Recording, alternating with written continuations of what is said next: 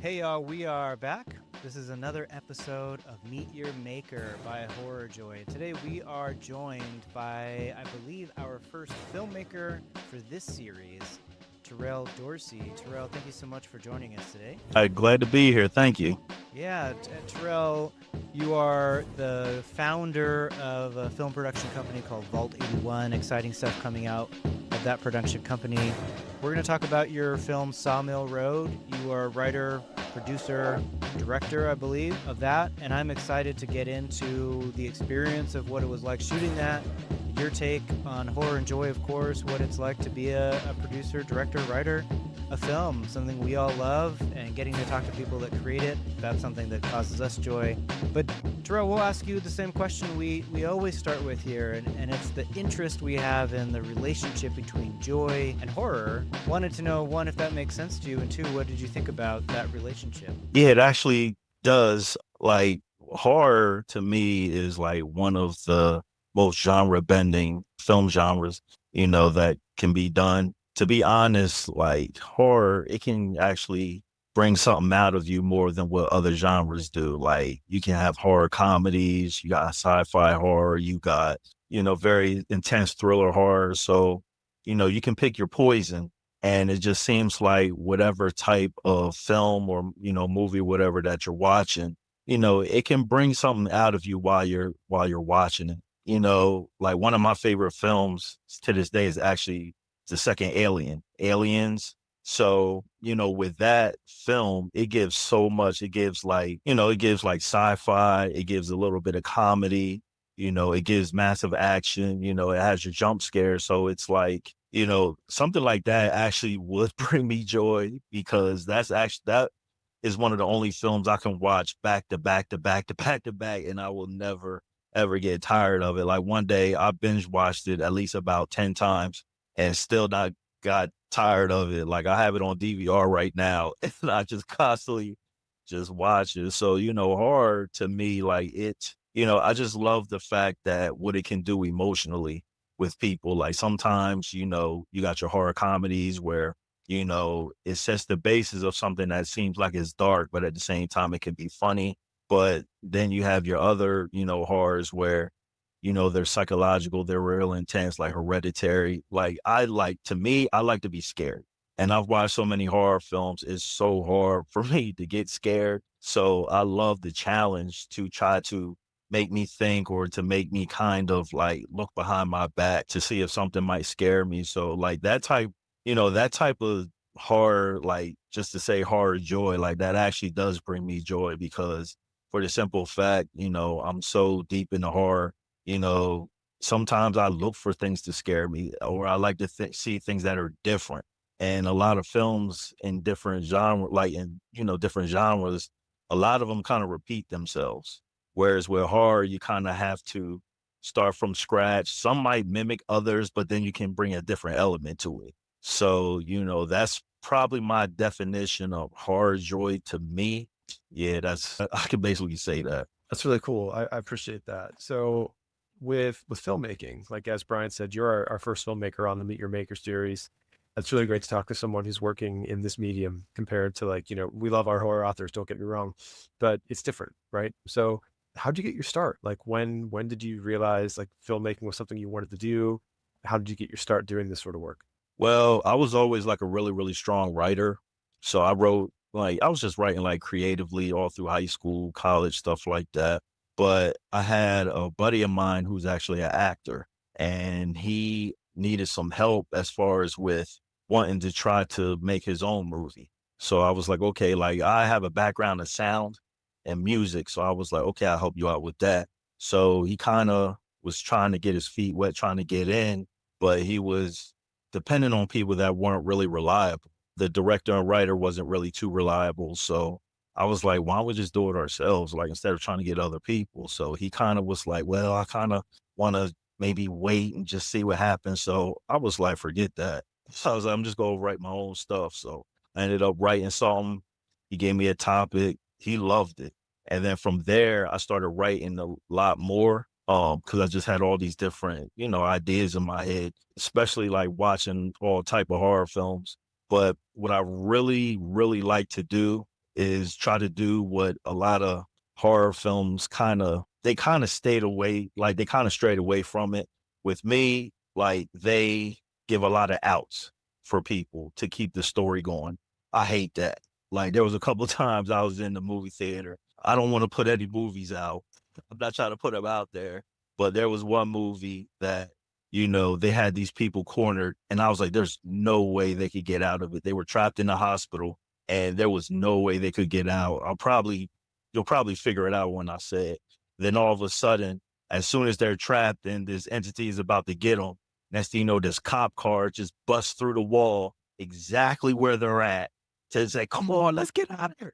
I'm like, you mean to tell me that you knew exactly where they were going to be at to save them? Like, I hate giving outs because, like, that's what I avoided when I write. So, like, with my films, there always aren't the happy endings, and that's what horror is. So, people like that I did that in my writing. So, I started kind of getting them out there, like having people check them out, and some people on YouTube, couple directors on YouTube was very impressed. So they were like, "Can you write me something?" I was like, "Sure." So I was writing stuff for them, and then they started getting greenlit off the stuff that I wrote. And the thing is, like, I signed off on it, so they paid for it. I signed off over my rights, and then about 3 or 4 different films got greenlit, and then one series ended up getting greenlit, and I was like, I have to stop. I was like, let me stop, and then I was like, let me start doing my own stuff. So when I started doing my own stuff, I actually started getting more into cinematography, understanding all the different roles that are going on in the film production, started learning about film business and everything like that.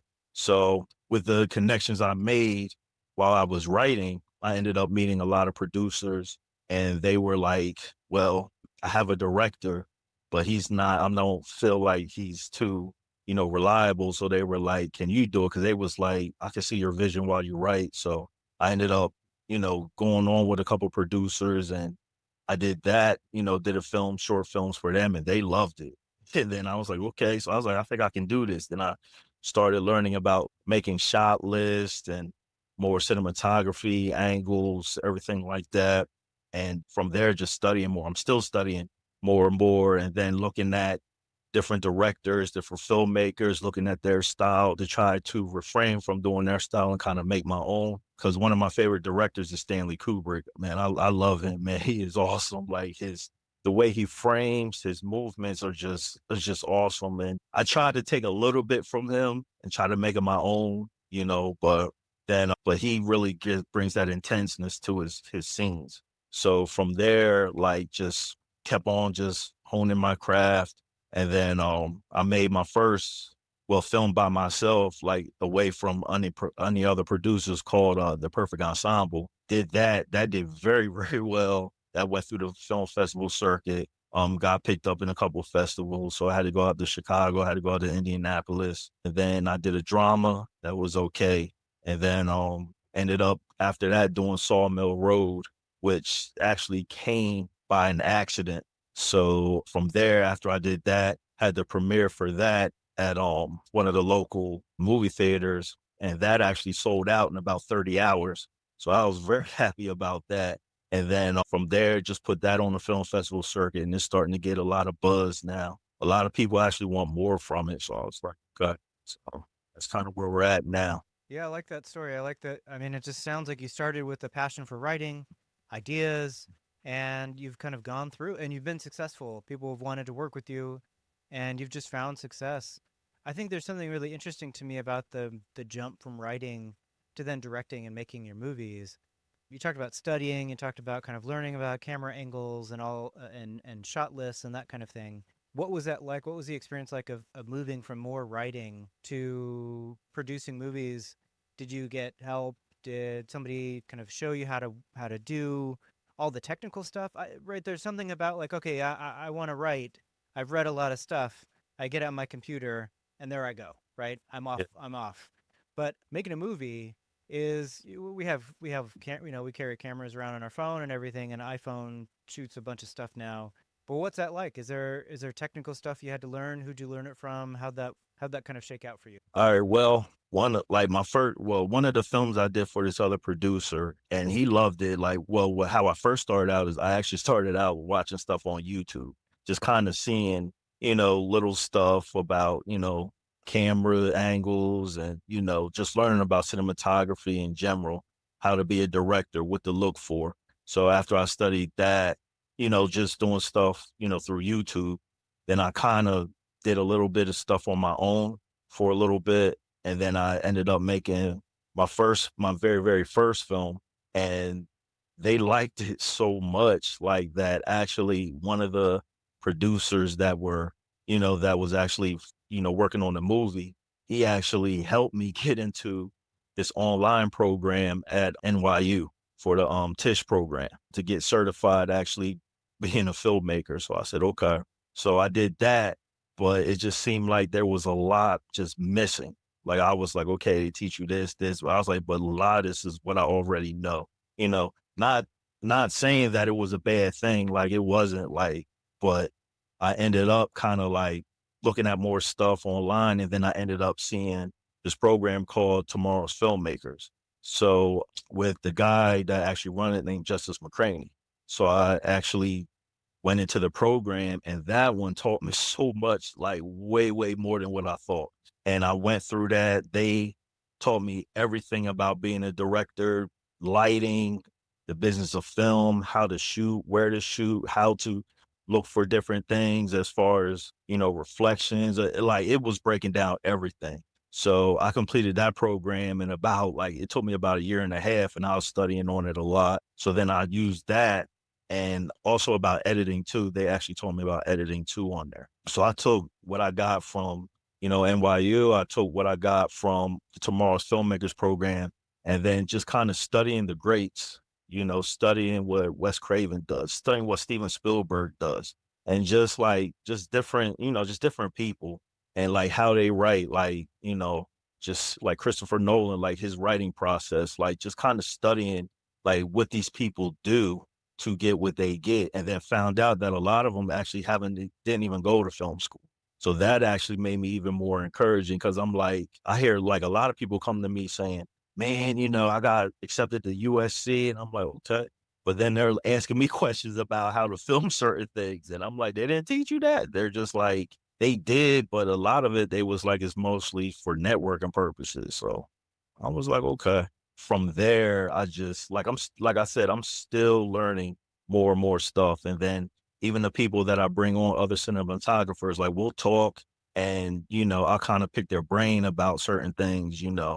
So it's not only like just learning from different, institutions or programs or whatever. I actually learn from like other people that actually that have done it or are still doing it, because I kind of want to see their perspective. I always try to get different people's perspectives as far as with filmmaking, just to kind of see if I'm missing anything or something can actually enhance what I can do. Yeah, that sounds like a really interesting journey, and I appreciate the way like you're almost like a sponge, where you're just kind of like taking it all in and like figuring out what to do with it. What led you to found a film production company with Vault 18? Like, why did you want to have your own production company as opposed to, like you were saying before, you talked about how you had been writing for folks and they would get their stuff greenlit otherwise, but like it seems like there's like a thoroughness to the way you're thinking through your work, and like a start to finish type thing, where is it more advantageous to have the production company for that reason, or is it just like artistic control, or? It's all that, because like once you get into it, there's a lot of politics. There's a lot of politics in film. And right now, to be honest, a lot of those walls, like from the past like 3 years, a lot of those walls with those politics have been breaking down, because a lot of indies have been proven to the bigger production companies, like, look, we can make movies as big or even bigger as you. Especially like last year, like all the horror films that made so much money and did so well at the box office, compared to a lot of the bigger production companies, that they actually had to start, I hate to say it, they had to like fire people from the bigger companies, because, the indies like me, like, we actually put our ear to the streets. We actually put our ear to what people want to see. Like a lot of indies, they don't do remakes. We don't try to do sequels and stuff. And, we want to tell original stories because there's people that we talk to actually want original stories. They don't want to see the same thing. They don't want to see the same villain all the time. They want to see something different. And that's what actually gets the buzz. And a lot of times it's not even like the box office that brings a lot of the attention. Is also when it comes to streaming and like the VODs, like when the people actually get on there, like the numbers just go through the roof. So, with me wanting to do a production company, like I want to tell my own stories that a lot of people actually do want to hear. Like a lot of times I'll be talking to people and they'll be like, "Oh man, like they want more." And I'm like, "Okay." I was like, "Well, I'll make a little song, see what we can do from it." So, and it's more creative control because, a lot of times they're like, they only want to work with this person or they only want to work with that person. And you can only do but so much, or you got to work with this producer only. Like when you got your own, like you can work whatever you want, you can do how you want, and then you don't need to waste all that money. Like if you're really, really good and you're really, really creative, what they try to do is they try to hand you all this money so you can waste it. And then if something happens, then it's your fault. Whereas you give a lot of creative control, creative ways of how to get stuff without having to spend a whole bunch of money. And then if you end up being a producer, you get all that money on the back end, but they try to stop you from getting that. So, like I said, there's a lot of politics in it. And, I love being in the position I'm in because I'm steadily growing and growing and getting a great buzz. I'm getting a great foundation, getting a great fan base. So I'm just giving what the people want. I think that makes a lot of sense. The idea that original stories, that's what people want. I think more than anything right now, people want original stories. We got all these Marvel movies and whatever, like that's fine. Maybe people are sick of it. There's a lot of fatigue. I think Mhm. the idea that you're giving original stories is good. The idea that you have creative control, that's also really important. I think I want to talk a little bit about Sawmill Road. This is the short you've worked on. It's very very much a horror short.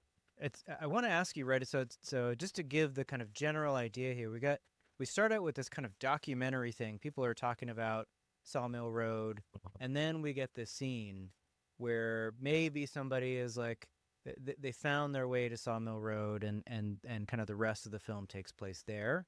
We can talk a little bit about those events, but why start with that kind of documentary scene? Why set it up where people were kind of talking about it? What did you want to do with that scene? I mean, I really like it. I always like that kind of thing, but curious your motivation for starting there. Well, actually, that road, like all the stuff that they talk about, is actually the people that had experiences on that road. Like in this area, there's actually like a big lore around that road that dates all the way back to the 1800s. So, it has to deal with witchcraft, it has to deal with occult activity, it has to deal with a family that was actually up there in the 1950s where this man killed his family in the house, the only house that's actually on Sawmill Road, and ended up hanging their bodies on the gates. And then he shot himself in the face. And when somebody actually went out to do a quality check, found the whole family dead. Like those are rumors about that. There's rumors about all the demonic activity from the occult that was out there. There's rumors about witchcraft and witch activity that goes back to the 1600s all the way to the 1800s. And I did a lot of my research as far as with the family in the 1950s. Some of that was actually hearsay, but some of the stuff was true. As far as the witch activity, that stuff is true because there's belief that off of Sawmill Road, there's a road called Old Shady Side Road right beside it. But you go up the road a little bit, there's this barn up there that was been there for like centuries. And I met with actually somebody, I'm not going to say what their name was. They actually found out that their great great uncle was a witch and was actually part of all that and kept books and stuff of what they were doing and conjuring up stuff. And it's weird because when you actually go in that area, it's like different. It just feels different. It's dark, it's different. There's nothing up there and it gives a crazy vibe. And then a lot of people that actually, like a lot of the kids that used to go there, they used to say that they used to see stuff, everything like that. But there was a house that was up there, and the people that were actually doing the interviewing, those are all real people. Like those aren't actors. Like they all have had something that actually dealt with Sawmill Road or the house that was on Sawmill Road. Right now, the house is actually torn down. So all this stuff that when people actually broke into the house and stuff that they saw, like all that stuff was real. People showed me like video clips of them back in the like early 90s that they had with the big VHS cameras and all that stuff. When they broke into the house and the signs and all the crazy stuff that was in the house, like I was like, oh my God, like this is nuts. And like even my own experience, my last night of filming there, like I'm like what I experienced my last night, I was like, I'm not going there ever again. I was like, I'm done. Like I was filming up there for a month, and then it happened to be my last night when I actually went up there by myself, which was stupid. Then I went up there to get like a couple more shots, and I actually didn't end up getting it because I saw something up there. And I even took my daughter up there to help me like film because a lot of people that were supposed to be part of my crew, they were too scared to go up there because there was nothing up there, no lights, nothing. So they were really scared to film up there. And I had portable lights that like we would use when we would need to like change whatever. But yeah, but a lot of those lore, the experiences, like those were what the people experienced up there. So like even when I was casting, I had hundreds of people that were telling me all types of stuff that was happening when they was in the 80s and the 90s and all the stuff, all the crazy stuff that was going on. Even people going up there now. I was like, I might as well just put this on there. So yeah, now those people, those are real. But like the rest of the movie actually is, just however you saw it. Yeah, that's fantastic. Like I love found footage documentary type style horror. Blair Witch Project might be one of my favorite movies of all time. I know like, it's mostly it's all made up for the most part, but like we have so many of these urban legends that just exist around us all the time. So seeing you explore one of them, getting firsthand accounts from folks in this way is really awesome because like, we like you were saying earlier, we don't need more remakes. We really don't. Sometimes I think in a recent episode, Brian and I were talking about some of the horror that we experience maybe is in remakes like that. It's just, oh God, not another one. Like we really need to do this all over again. But to see like the authenticity here with this and to talk about like a local urban legend in that's outside of Philadelphia. Yeah. Like, is that what we're talking about? Yes, indeed. Downingtown. Right. Okay. That's really neat. That's awesome. I had no idea that the people being interviewed were actual people who'd experienced this sort of thing. I guess we're getting to that point of the interview where we're going to have to unfortunately say goodbye soon. But what in horror recently, Terrell, have you been reading, watching, playing, if you're a video game or board game player, that's brought you joy? Like what other elements of horror, like from other makers, have brought you joy? What I've been recently been checking out was like some horror podcasts where they will tell different stories of certain things. I've been checking that out. I've been checking out a lot more indie horror films besides the mainstreams. Like so far, one of the best horror films I've seen that actually got to me, that was the indie, was the movie came out last year, Oddity. I love that one, man. That actually got me. Like I was like, wow. And I actually saw it at the movie theater. And there wasn't a lot of people in there. And when I saw it, I'm not going to lie to you, there was this one part that got me, a nice jump scare. It made me have to go to the bathroom. So I hurry up because it was so good. And I ran to the bathroom, came back out. And then the people that was in front of me was like, you're good. You didn't miss anything. It's like, because the people in front of me, like I guess it was his wife, she threw her popcorn up. I was like, wow. And I came home, my daughter was like, did you like it? I was like, I almost peed myself. She was like, what? She was like, that doesn't happen to you. And she's like, nice. So I was like, yeah.